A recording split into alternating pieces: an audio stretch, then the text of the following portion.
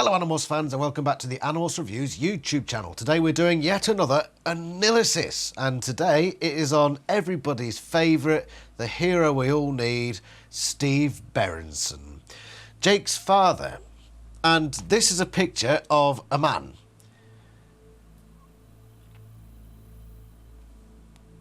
Right, I chose this guy because he's a generic man in a tie and with sort of grey, darkish hair. That's basically it. Because first let's have a look at his appearance. Let's have a look at the quotes regarding Jake's father's appearance. Leading them, storming fast and angrily, was a stone-faced human, tall and sturdily built. I felt I should know this person. There was something familiar. "Get him!" he roared. The guards moved as one. It couldn't be true. Yet it was true. This wasn't another nightmare vision. It was real. The man who was ordering a security force to apprehend me was the man who had played catch of me as a child, who taught me how to swim, the man who had changed my diapers, my friend, my role model, my father. He looked just as I remembered him, salt and pepper hair receding slightly, a vertical wrinkle forged above his nose. He hadn't aged a day. How was that possible? My dad wore cuffed trousers. At the heel I turned a sharp left and headed vertical, up the shoe, over the top onto a soft cotton sock, a sort of grey lawn of scruffy, weirdly twisted grass. The trousers, the grey wool blend that made up the vertical sky. That's as much as we get for Steve Berenson's appearance. He wears grey trousers, grey socks, as part of a suit get-up, and he has a salt and pepper hair colour, much like the man on the screen. Because, my dear, I typed into Google, salt and pepper hair man, and this is the man that showed up. Okay. And a vertical wrinkle above the nose. You'd see that guy's got sort of that going on. And he's wearing a smart suit. You can imagine that guy wearing grey trousers and grey socks, couldn't you? So there you go, Steve Berenson. And you know what? He looks like a tall man. He looks like he'd be sturdily built. Is that how you picture Steve Berenson? Yeah, about that. Something like that? To be fair, this man looks plainly quite average. More like handsome average. The sort of man you'd see on TV commercials. The hero we all need. The hero we all need, you know. You don't really see any personality from them, they're just sort of there. And you know what, that's a perfect description for Steve Berenson, after having done my research. Now, to be fair, that's not very fair of me. It is up until book 31, so let's learn a bit more, as much as we can, about Steve Berenson. Now, a lot of information is dotted throughout the series, some bits more interesting than others. But you'll find, especially from the earlier books, that he's very much your stereotypical dad character. So let's go over his personality, first of all. So we've looked at what limited appearance there is. We already know a bit from that first quote that he taught Jake how to do various things. He was just your typical father figure, really, to him. Let's have a look at Steve Berenson, the person. Are you interested to find out, my dear? I am on the edge of my seat. It was so normal. Tom and me, our parents, my mum and dad squeezing each other's hands like they were on their first date. Pebble wants you to see Fluffer's new collar. Can you... It's fancy. There. I think you can just about see that. Yeah. It's got a little dingly... It's got a dingly. Well done, Fluffer. You look very Christmassy. Hey, where were we? So we've looked at a quote that... And one of the things you get from Steve and Jean, Jake's mother, is that they're very close. You never see them arguing. You never really see them having a pop at each other. They seem like a happily married couple. And I think that's the point. Part of the reason for Jake's family being so nondescript in a way, apart from obviously Tom, is that they are the idea of a perfect suburban family. That's what our main character Jake is from. This normal suburban kid with a normal family.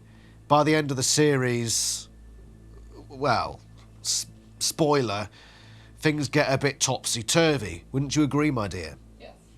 Things get very topsy-turvy. Indeed. So the fact that Jake's family are very normal and they like each other and they get along very well, isn't that surprising? Jake's father is, I'd say he's almost the ideal father, really. The Western ideal father. So he's very athletic. For example, he likes to play a bit of tennis with the wife. Mum and Dad are out playing tennis. You'll have the house to yourself. Throw a party. My mum and Dad were already at the table eating dinner. My dad had his injured ankle resting on a stool. We were having broiled chicken and potatoes and veggies. My dad winced. I tried for a shot I shouldn't have tried for. Twisted it.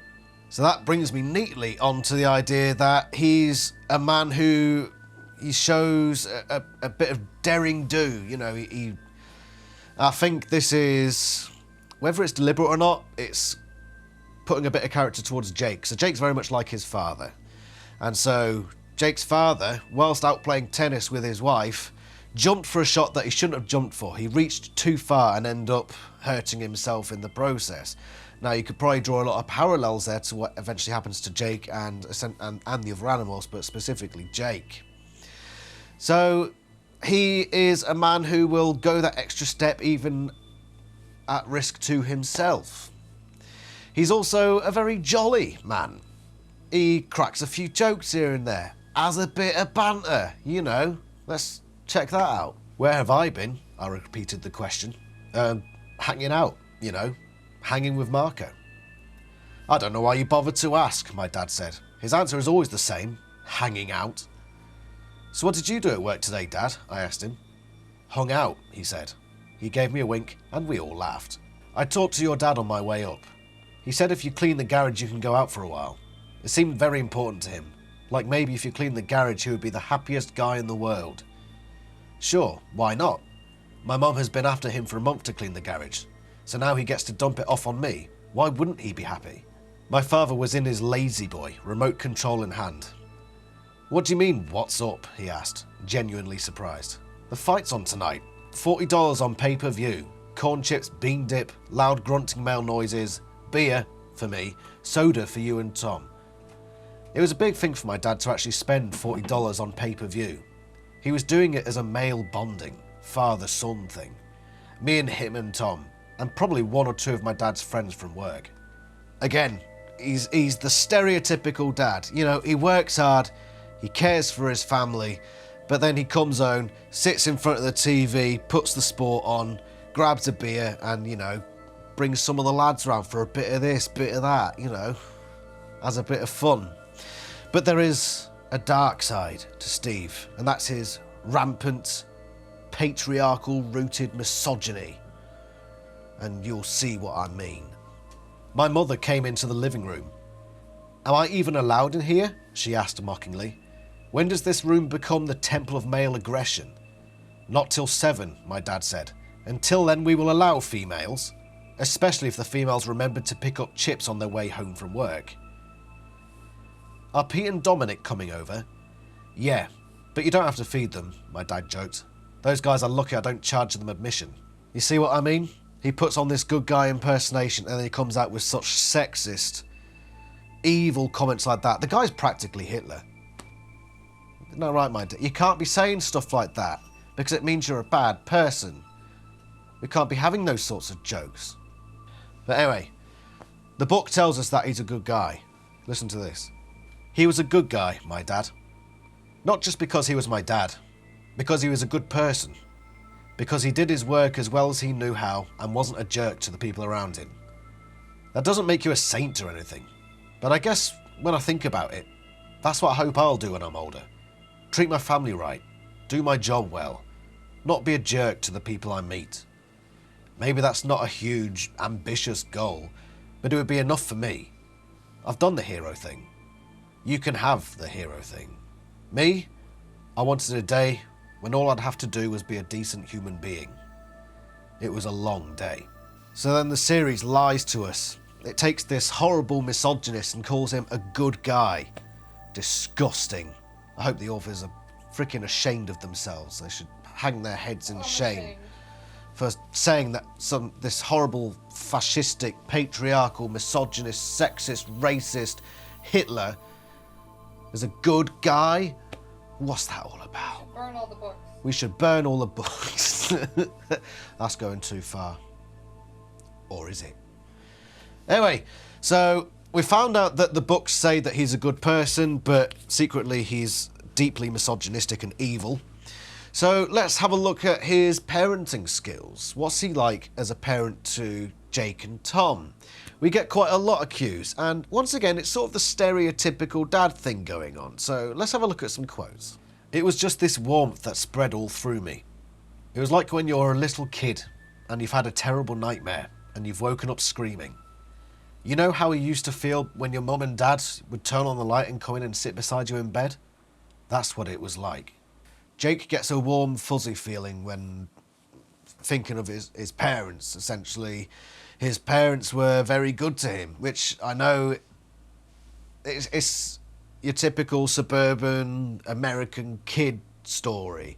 A lot of people don't have that story. For example, you, Pebble, Tobias in the Animorphs series, he doesn't have that, and that is mentioned in the series, how Tobias doesn't have what the other animals have. But Jake has that experience, and he relates that, and it shows that his mother and father, the guy we're talking about, the sexist pig, was actually, you know, he was a good dad to his kid. So we know that he was good to his kids on a personal level, but also he was a brave man, and the kids knew that their father would have their back. Let's look at some more quotes. We take Tom first, Jake said. No explanation, no discussion, just grab him. Give him zero time to react. It shouldn't be hard. We can't fight all three of us. Once we have Tom, my parents will come willingly. They won't let us kidnap Tom without them. Of course they wouldn't. They'd risk anything to save him. That's what parents did. I didn't save him, I said. He drifted into shore. I just grabbed him and hauled him out of the water. And saved him, my father insisted, releasing me. I was really scared tonight, Jake. I don't ever want to lose either one of you. It's nice that my mum and dad care about me. It's nice that they sympathise. But they don't understand. And they can't understand, because for them everything is about my age. At the end there we get a sense of, yeah, they're great parents in terms of they'll look after you and they'll have your back at all times, but there is the sense that there is that naivety, that, oh, it's just teenage problems, he can get through that, which is something that wasn't explored too much in this series, but that was a little hint of that sort of thing there. It is that naivety, that complacency that sometimes parents might fall into, or friends, or family, or whatever. You know, can't be doing with that complacency, but sometimes it's just unavoidable. You can't go through life paranoid, basically. But anyway, one other thing we learn about Steve Berenson is that he appreciates a good hard day's work, and he likes to instill that work ethic onto his kids. My dad is not going to celebrate his birthday without at least one of his sons there. What did you get your dad? I asked, trying to lighten the mood. Jake grinned. Haven't done it yet, but I think I'm going to clean the roof gutters for him. Marco shuddered. Actual physical labour. Couldn't you just get him a nice Hallmark card? Do you know what makes a good present for a dad? Showing him that you know how to put a good day's work in. That's actually not a bad present from a son to a father, saying, you know what, Dad? I'm going to clean the gutter in today, because I'm going to show you that I can work hard and do a damn fine piece of work. Yeah, fine piece of work. When we have a kid, that'll be a proud day for me. Look forward to that. So, apart from that, we've seen the jolly sides, but now let's look at the strict side, because a parent has to be fair but firm. And Steve Berenson can be quite strict. So let's look at a series of quotes showing him being strict towards his children. My mum and dad have sworn to ground me until I'm 20 if they ever find out I've cut through the construction site. He shrugged. Well, I quit the team anyway, a couple days ago. I practically fell off my chair. You quit? You quit the team? And you didn't even talk to me about it? What's the deal? I didn't say anything because I knew you and Dad would make a big thing of it. Don't throw food, my dad said. It's undignified. It's almost 8. It's dark out. Walk, don't ride your bike. Not at night, especially not when it's about to rain. So, Tom's already informed me that he doesn't want to leave his friends to attend his great-grandfather's funeral, my father said, looking at Tom, not me. However, he doesn't have a choice. We're going, all of us. What? Tom's eyes bulged in shock. Tuesday? Dad, no way. 4 days? I can't stay away for 4 days. You can and you will, my father said, losing his patience. We're going as a family and that's final. I'm staying till the end of the meeting, Tom said sullenly. Then I'll expect you home by 10. My father unlocked the car and got in. Fair but firm. You're a typical American dad, and you know what? That's not a bad thing, Steve Berenson. Apart from the fact you're a sexist pig, you should be ashamed of yourself. Apart from that, you're alright. Calm down. Calm down? You telling me to calm down, woman? Did you just call me woman? Are you going to go fetch me some food or what? I'm just being like Steve Berenson. And the book tells me he's a good guy. You're being a tit. I am being a tit, I'm sorry. Back to the serious analysis. So let's look at just some miscellaneous bits of detail before we look into the actual plot points behind Steve Berenson. So let's go through a few odd little bits. So for example, when is his birthday? We don't know exactly, but we know relatively when it is. My dad's birthday is in 2 months, so I have to spread my money pretty thin. My mum's birthday was coming up. So we don't get an actual date for his birthday, but we know that Jake's mother's birthday is coming up and that his father's birthday is in 2 months. So we can say that his birthday is roughly 2 months after his wife's. So just so you know. It's probably the most unimportant minor fact I think I've ever done in AniLysis. It's not even like useful in any way.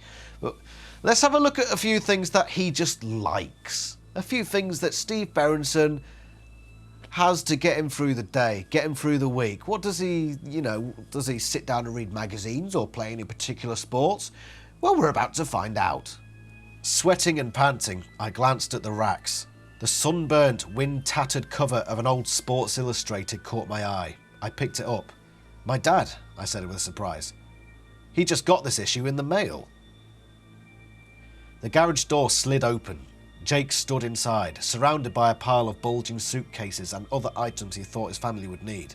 His mum's laptop, his dad's golf clubs, Tom's basketball.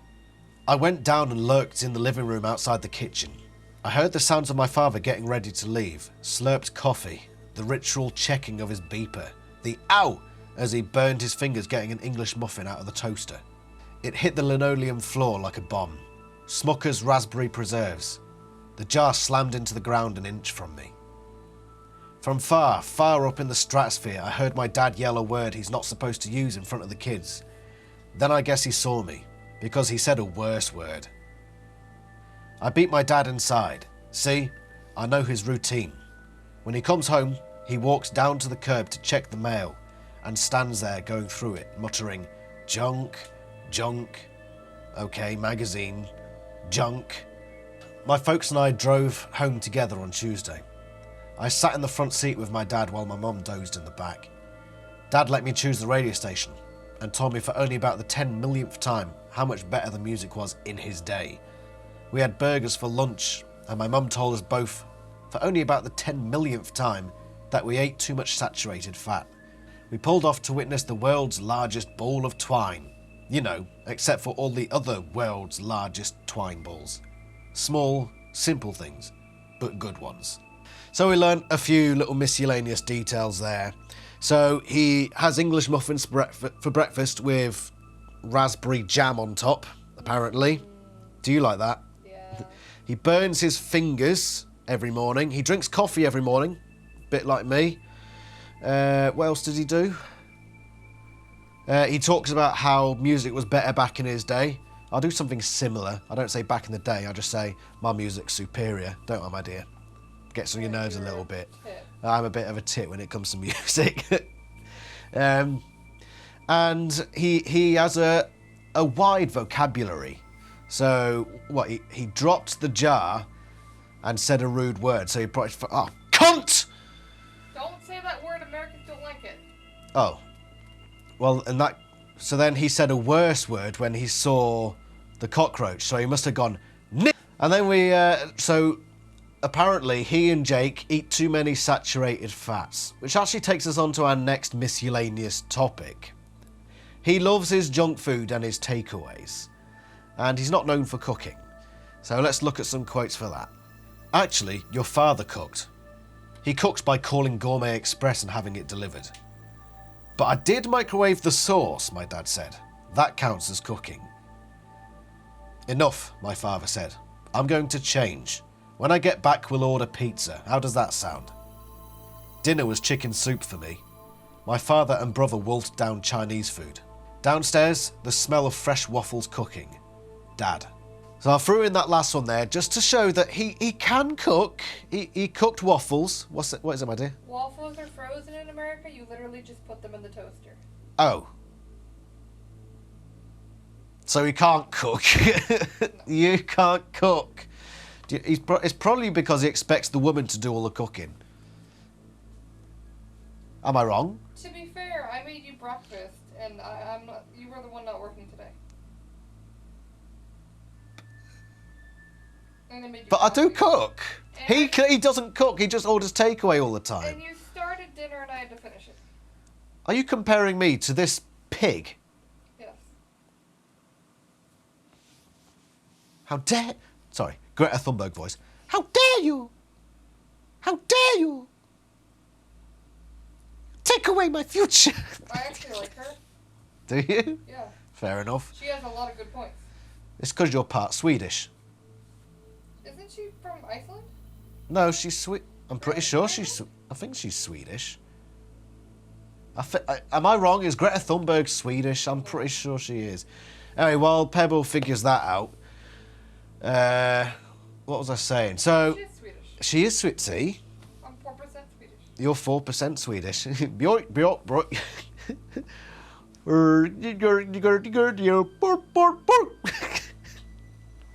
bark. Bork. Never watched the Muppets? No. Bork. You're a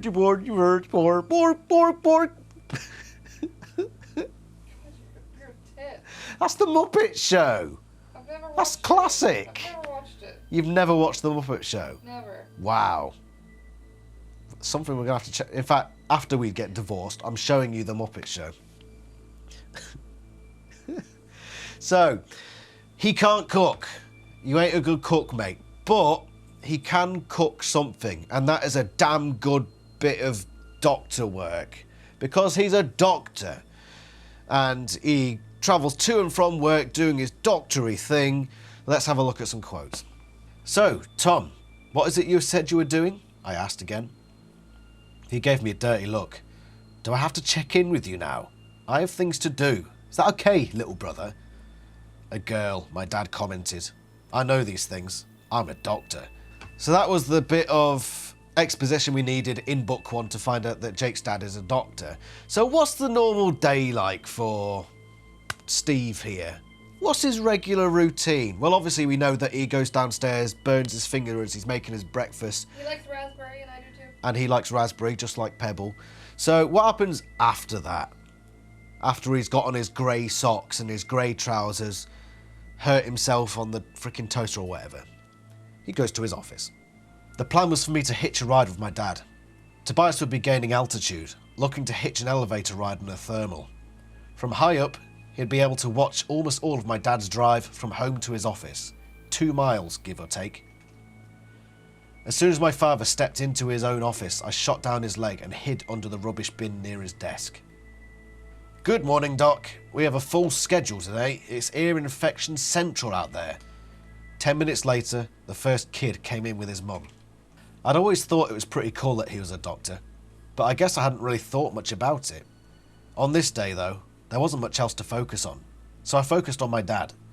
Always nice, always gentle, joking with the kids and reassuring the mums and dads, staying calm while the littler kids screamed bloody murder and vibrated the very walls.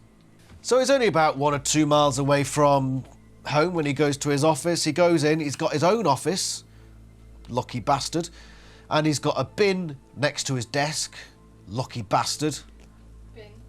Bin. Hey, kitty. And from what we can gather from that is that is it a paediatrician? Sounds like it, yeah. He sounds like he might be a paediatrician. Or family medicine. Or family medicine. What's the difference? Family medicine deals with everybody. Okay, but it seemed like everyone was kids, so paediatrician. Yeah. So he looks after sick kids. Even though he's a vile, disgusting, cretinous human being. Turn on, moon. Oh, my moon's run out of power. Sorry, Everyone will have to deal with no moon. It's all right. Sean Ashmore's behind it, and he shines as brightly as the moon. So yeah, he has a very good job, which is why the family is pretty well off probably. Paediatrician, very important job. And surely he must have a nice car. He must have a nice car, mustn't he, my dear? Probably, yeah. And he'd get very upset if something happened to it. Let's find out. Movement. A flash of silver in the distance. I circled. I see them, 3 blocks away, headed for your house. I dove, rocketed toward the car. I had no idea what I was doing. A lone hawk against a Lexus. Maybe I could get Jake's dad's attention. Turn him around. Get him to stop. Something. Marco didn't lift Chapman's car. He punched it. He punched the driver's door with a fist the size of a gallon milk jug. Then he crashed a huge, hairy gorilla fist down on the hood of my father's new car. Hey, I hollered, horrified. That's our car. My dad's going to have a cow. I hope so, Marco said. Then with barely suppressed glee, I believe my work here is done. My car, my father cried. He practically fell to his knees. Someone hurt my baby. Now those quotes were technically back to front. So that last bit was from the conspiracy when the car was damaged, and then later on he's driving the Lexus. But we can be pretty sure it's the same car. Because from an earlier quote that I used in was it the personality or the parenting section? I think it's the parenting section. He gets into that car that Marco's punched and drives away. So rewind in the video to find that exact quote. But yeah, he gets back into the car. So it's still drivable. So you can imagine he gets it fixed with help from his insurance guy, Joe Johnson. Go back inside, my father echoed, looking at him like he was insane. I'm not going back inside. Somebody just tried to break into every car in this street. I'm going home right now and calling Joe Johnson. Who? He's our insurance agent. You really should know that, Tom. Come on. So after getting in touch with Joe Johnson, he probably got the insurance to fix up his silver Lexus. Those are nice cars, aren't they, Lexus? You look up a silver Lexus to show them. Let's look. So that's a picture of a silver Lexus from 1997. So maybe like a year or so before this book took place, which I think is a reasonable guess at the sort of car he would have. So that, imagine, oh, where is he? This guy driving this car. Yeah. Yeah? Can you see that, my dear? Yeah. He's very grey, isn't he? Grey trousers, grey socks, grey hair, and he drives a silver Lexus. I think he needs to add a bit more colour to his life. Dear, Yeah? your car is a rather silvery grey But I'm a colourful man. I bring vibrance to the atmosphere. I make up for my car's silver colour with my blue socks. Still a BMW. What's wrong with BMW? Well, good point, good point. No! Sod off. Divorce. Okay, so now that we've covered the car, let's take a look at the next thing, which is his background. So, does he have a religion? Well, yes, he hecking does. Is he a very religious guy? Probably not so religious. Let's have a look at the quotes. I don't believe in miracles, Jake's dad said, but this is a miracle. I mean, I saw him yesterday and he looked like raw hamburger. Jews are a religion, or a race, I guess. My dad's Jewish. So Steve is Jewish. And what was the bit I did before that? He doesn't believe in miracles, except for that one that he does. So he's probably not that religious. He's just got like Jewish background, what have you. Yeah. But probably counts the same for Jake as well. What about his family? Does he have any siblings? Well, yes, actually he does. Let's find out. After Sadler has moved here, his parents and the kids will probably stay with us for at least a few days. Sadler has 3 siblings, Justin, Brooke and Forrest. Why can't they stay with Rachel's family? Tom asked. They're cousins too. Well, since Rachel's mum and dad got divorced, Ellen and George haven't felt like they were all that close to Rachel's mum. You'll not attend this burial ceremony, Rachel? Axe asked. No, I'm not really related, Rachel said.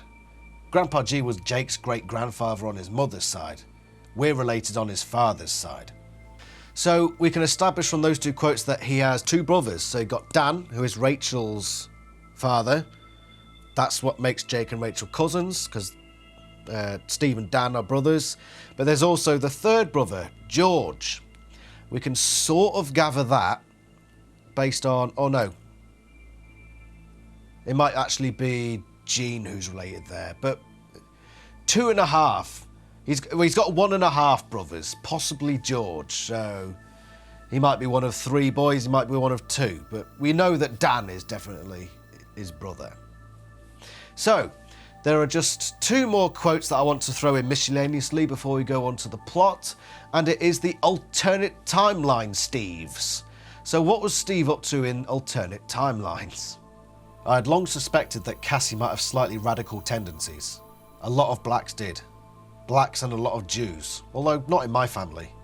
My dad was a certified POE, Patriot of Empire. I turned on my father. He reached for the Dracon holstered in his hip. His hand was on it. His eyes were on me. 1 leap and I'd have him. 1 leap and I could take him out. My dad. He lifted the beam from his belt, started to bring it up. 1 leap. So Steve turns up in 2, well, not so much turns up, but he's mentioned and turns up in 2 alternate timelines. One is that he's a Yerk, he's a controller, and he's about to take Jake prisoner, and Jake tries to kill him for it. And the other one is he's a Jew who somehow ends up as like a Nazi, something important in the Nazi lot, even though he's a Jew. So yeah, Steve in alternate timelines, he doesn't fare too well. I like this timeline, Steve, even though he's a pig and he can't cook. Tell him, my dear. My dear, neither can you. I can cook. I am the best cook out of us 2. I can actually cook. She's having banter. So, let's look at how Steve is important to the plot. So basically everything up to this point hasn't actually been relevant at all to the plot. It's just been little bits of information. We're just building this character. This is your one-stop source for information on this creature, Steve Berenson. Did you hear the noise you made? Freaking Mercer. Stepping on Lila's, come on. Bloody cats are weird. Right, let's talk plot. The top of the note was the one from my mother with the flight information. At the bottom of that note was my father's handwriting. Jake. Went to a sharing meeting with Tom to explain why he can't help them out this weekend. Be back soon. Love, Dad. Oh God, I whispered. My father hadn't thrown away the note. Tom had. He'd been covering his tracks. Tom was taking my father to the sharing. By far and away, the biggest involvement Steve has in the series is in book 31, The Conspiracy, hence why it's here on the desk in front of me. What happens is, Grandpa G has died, and Steve is insisting that Jake and Tom go to this cabin out in the middle of nowhere to attend the funeral, and Tom isn't happy about this. So Tom decides that he's got to do something about this, and the first plan is to turn Steve into a controller, which is what's happening here in that quote we've just seen. And in order to do that, he takes him away to an antique shop, and Jake and Marco and Eric by extension, are trying to track him down. Wait, I blurted. Stupid. I don't have to find the Yerks to find my father. All I have to do is find my father and we'll find the meeting. He always carries a cell phone. Give me the cell phone number. You hang up, dial the cell phone, and I'll tap into the frequency. You call, but don't speak. If your father picks up, I'll analyse the auditory data and may be able to determine his location. An antique store. Lights on. Half shades drawn up. 2 men walking in past a sign that said closed. I used the last of my speed to buzz the cars in the lot. The lot was full. My dad's car was there. So we had learned another little bit of miscellaneous information there. Is he always carries a cell phone with him, and we can only imagine the colour of it, my dear. Right. I reckon it's a grey flip Nokia. Do you reckon? He'll have a flip phone grey Nokia. Suits him right down to the ground, doesn't it? In his Lexus, on his... It'll be hands-free. Yeah, we know you, Steve.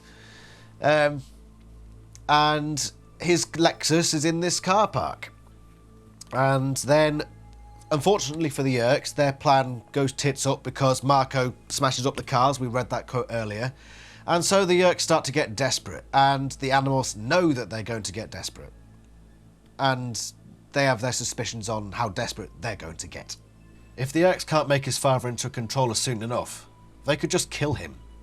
As an orphan, Tom's cover isn't affected. Might even be enhanced, Rachel said. And then, looking me straight in the eye, she said, and Tom would probably be the one to do it. There was only one way to protect my father. Surveillance. From the moment he left the house for work in the morning until we left for the cabin on Saturday. 24-hour surveillance. And it's during this surveillance that an assassination attempt, I can't say words anymore, can I? I can't say Bailey. She can't say words either. Okay. Okay, so they attempt They try to inject him with an assassination attempt. No. They shoot him with an assassination. No. They attempt to assassinate him by shooting him. With a car, but it's not his Lexus. It's a black car. Because the Yerks, they can only drive black cars according to this series.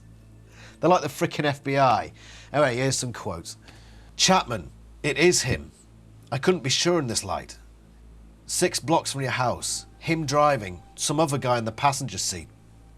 I followed the direction of his gaze. A dark car, large, 4-door. I focused my gaze. Was the passenger holding something? I don't like the feel of this, I said. No, Tobias agreed. My dad... Gun! Tobias yelled. The passenger, he's got a gun! They were going to pull a drive-by. It was insane. A shooting in broad daylight? Just how important was Tom to the Yerks? This was reckless. The car was there. The window was down. The gunman was staring at my father's back. I jerked the hose. Water hit the side of the car.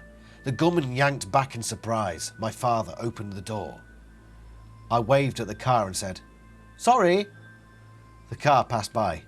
So after this assassination attempt, the Animorphs decide to go on the offensive. So why don't we get off the defensive? Do something. Something big that'll distract their attention away from Jake's father until he and Tom and Jake can leave for the cabin tomorrow morning. We needed a distraction.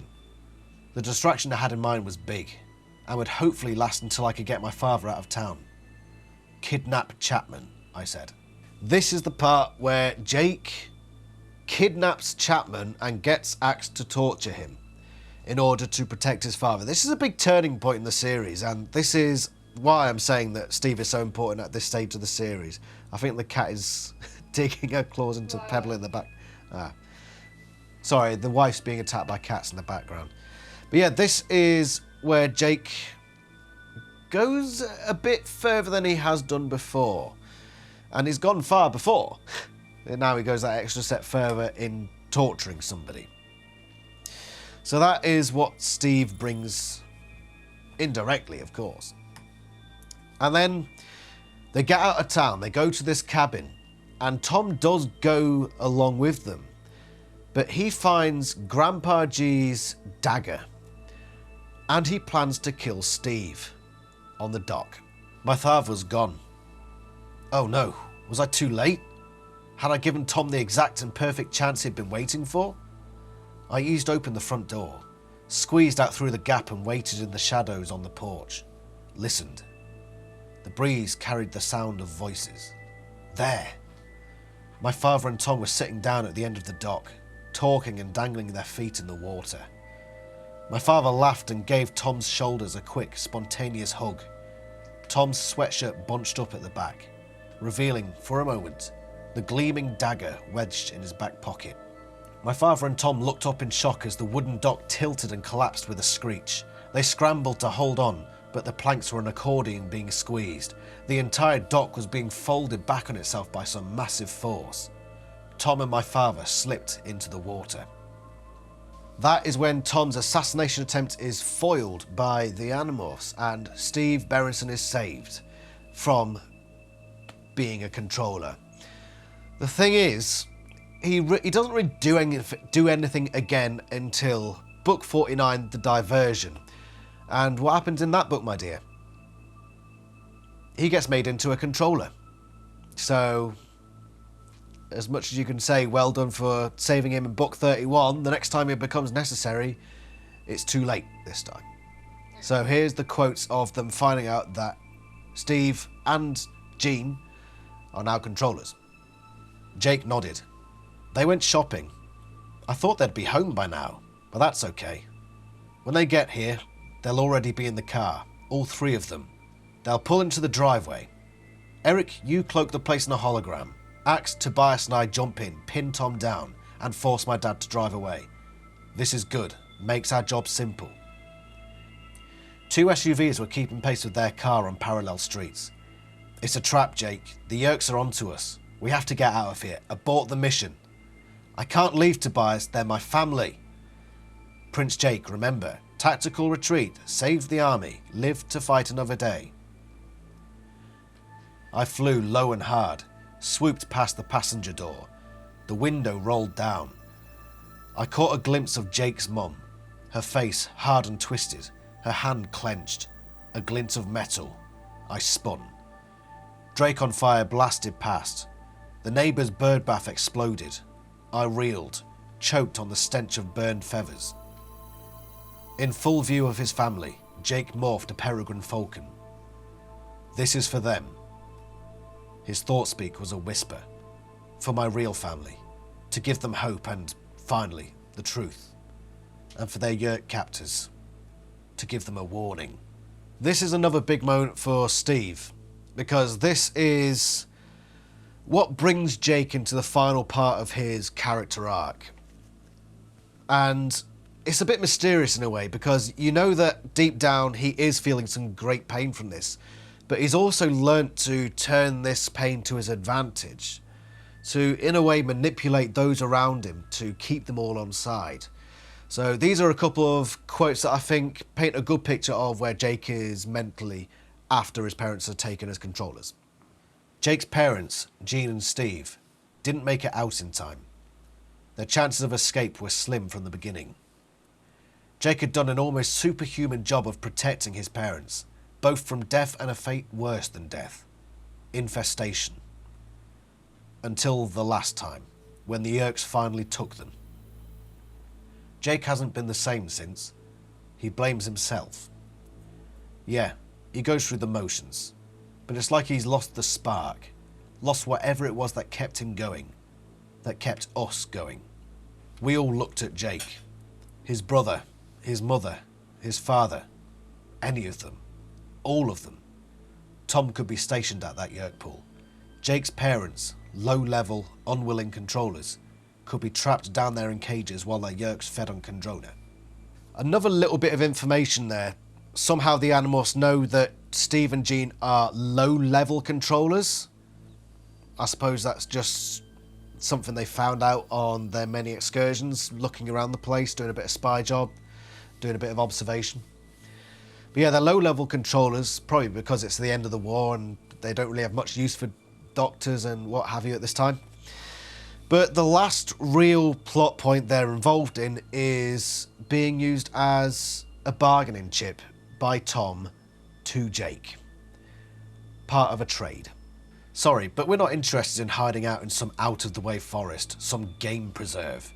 That may be fine for the Texans. Me, I want something a little better than that. But then, I've even more to offer than Brother Arbron here. You want the pool ship? You want your mummy and daddy back, Big Jake the Yurt Killer? You want this creature back? He indicated his own body. You want poor Tommy back? I can make all that happen. In exchange for what? My people want it too. The morphing power. So the final real plot point they're involved in is a trade offer for the morphing cube. The morphing power. Of course, Jake doesn't really go for this offer and plays a sort of 3D chess thing, which I think in the end deserves its own video of just looking how this plan unfolded at the end of the series, but that's a video for a future day. So the last time we really hear about Steve, and by extension Jean, Jake's mother as well, is what happens after the war. So they don't die. They survive. We don't get given the details on how they survived, whether they were out of the Yurt pool at the time, they were elsewhere, whatever.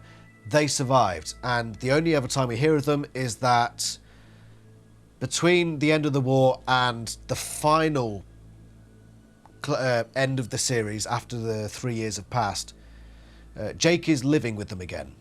Obviously, not for too long, but yeah, here's the quote showing that.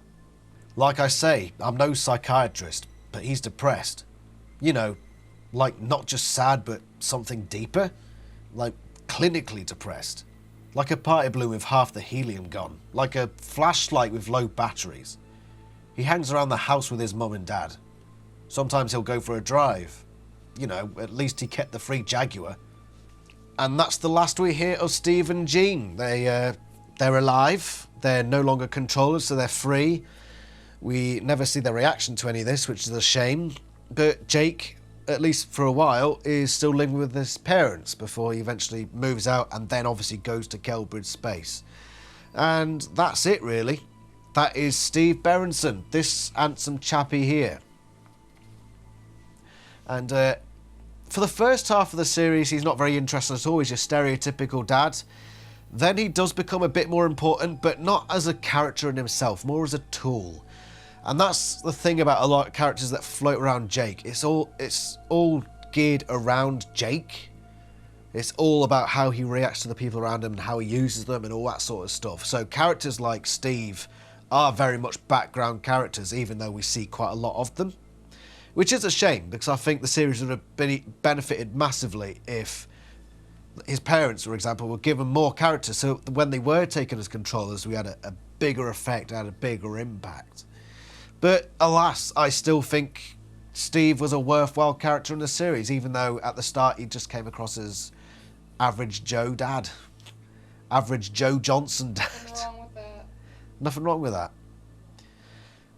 Like you say, Pebble. And that was what was great about him. He was just a normal guy. And that's what Jake wants. But unfortunately, he doesn't get. So that is Steve Berenson. And I'll leave you with his most important line of the entire series. And it reflects my state of mind perfectly at this current moment. So I'll leave you with this one quote. "Well, I need a cup of coffee," my father said. You heard the man, Pebble. Well, Anyway. I need a cup of tea. Oh, okay. So thank you very much for watching this episode of AniLysis. It's been another good one, I think. By that, I mean it's fun. I like the character. So, yeah. If you enjoyed it, thank you very much. Leave a like and all that bollocks. The next one is going to be on the Batmorph. So stay tuned for that one. And then after that, it's William Roger Tennant. So, yeah, another couple of big ones. I think after that, I'm going to restrict myself to, like, a couple of one-liner characters, you know, just to mix it up a bit, because else the latter half of this series is just going to be really short videos without any big ones. Whatever. Thank you very much for watching, and I shall see you next time. Ta-ra.